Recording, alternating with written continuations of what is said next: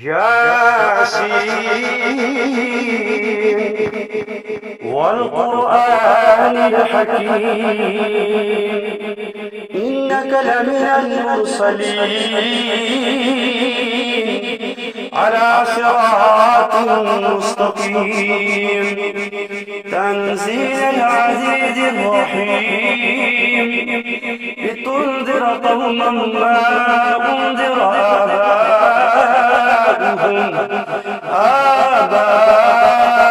آباؤهم فهم غافلون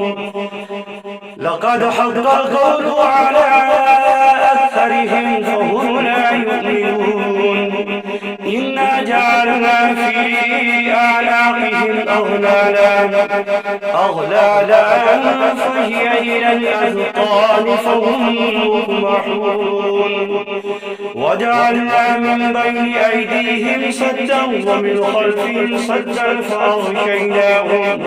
فأغشيناهم فهم لا يبصرون وصباهم عليهم أنذرتهم أم لم تنذرهم لا يؤمنون إنما تنذر من اتبع الذكر وخشي الرحمن بالغيب فبشره بمغفرة وأجر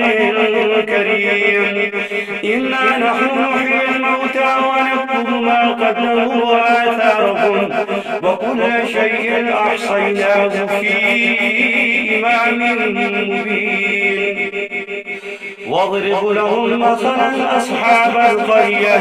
إذ جاءها المرسلون إذ أرسلنا إليهم اثنين